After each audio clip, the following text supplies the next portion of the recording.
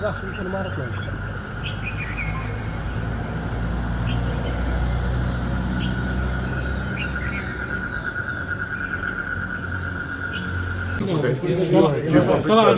तुम्ही आता बरोबर येऊ नका. काही असेल तर प्रांत तुम्हाला फोनवर सांगतील. आता तिथं ते जे काही बंद केलं एक दोन ठिकाणी ती सगळी घाण चिखल थोडासा झाला ते काढून घ्या, म्हणजे तो रस्ता क्लिअर होईल. तिथं काही हे नाही. काही काही असा कचरा काढून ते पोती बाहेर ठेवलेली ती सगळी कलेक्ट करा. आणि तुम्ही त्या रस्त्याच्या इथं मी एका ठिकाणी बघितलं असा छोटा खड्डा पडलाय. तर आत्ता तो खड्डा ते सिमेंट नाही, मी आता काटेवाडीला एका ठिकाणी पडला होता पण वळतो माझ्या इकडे गोठ्याकडं, तर ते सिमेंटनी कालून असं भरलं तर ते राव चांगलं राहिलं. तर त्याच्यावर तिथं माती बिती काही टाकू नका, सिमेंटनी कॉन्क्रीटने ते भरून टाकू. एवढं सच आहे. आता तोंडावर आहे, वळणाच्या ठिकाणीच आहे. जे काही तुम्हाला योग्य असेल त्याच्या. आणि त्याच्या संदर्भामध्ये आपल्याला इथं थोडंसं डोका किंवा हे असं काहीतरी लावावं लागेल ना. अशी चोरीगिरी नको. आणि सगळ्या इथल्या नागरिकांनी सहकार्य करा. कुणी बघायला आलं तर तिकडं नको. आता पण इतकी गर्दी इथं केली, म्हणजे काहीतरी हे झालं तर अडचण यायला नको. आणि मला स्ट्रक्चरल ऑडिट कधी करून देतोय, कारण ते म्हणतात की खालच्या ह्याच्यात थोडंसं खचलंय. हे नाही हो स्ट्रक्चरल ऑडिट.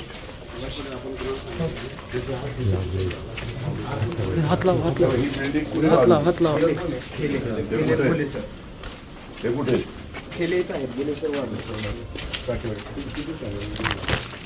खेळ्यांच्याकडे बघायला ड्रॉइंग आहे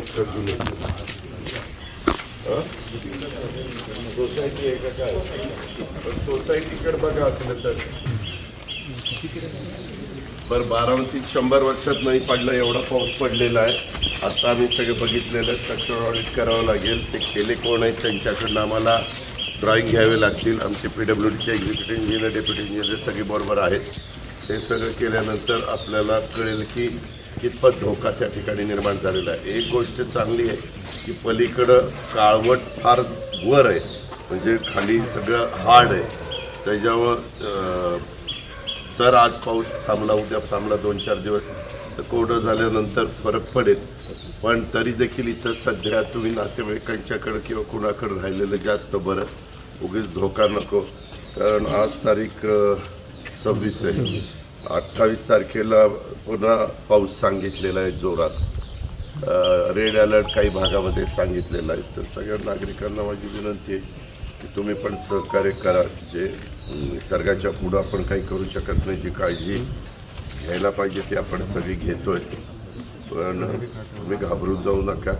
काही असेल तर ताबडतोब प्रांत तुमचे मामलेदारचे, चीफ ऑफिसरचे, राठोडांचे, इकडच्या PIचे 5ही नंबर देऊन ठेवा. म्हणजे आपले सुभाष पाटलाचे, अमोल पाटलाचे. पण ते लिहिताना PWD, प्रांत, तहसीलदार, चीफ ऑफिसर, नगर परिषद, म्हणजे मग कुठले संबंधित असेल तर त्यांना पोलीस, असं ते सोपं जाईल लोकांना. आपण ते ह्यालाही देऊ, व्हॉट्सअपवर पण सोडू. आता आम्हाला हे निसर्गाचं मान्य आहे तर मग आलेलं आहे. सगळ्यात आमचं आज रस्त्यावरची कारण हे लोक बिल्डर आहेत. त्यांनी जर साईड मार्जिन सोडून खोदाई केली असती तर आज आम्हाला ही वेळच आली नसती. आम्ही त्यांना रिक्वेस्ट करून सांगतो 10 पोकलेन लावली तर ते ब्लॅस्टिंग उडवले दादा इथे यांनी. तुम्हाला माहिती मी दर आठवड्याला इथं असतो. इथलं पुणे कलेक्टरला सांगितलं, सगळ्यांना सांगितलं. सगळ्यात जास्त पाऊस झालाय दौंड बारामती. अरे झालंय तर वर्षाची सरासरी निम्मा पाऊस एका दिवसात पडला. 7 म्हणजे बारामतीतले असले आकडे 7 इंचाचे. आपली सरासरी 14 इंचाची. कॅनॉल फुटले, हे पुढं पहिल्यांदा बघू.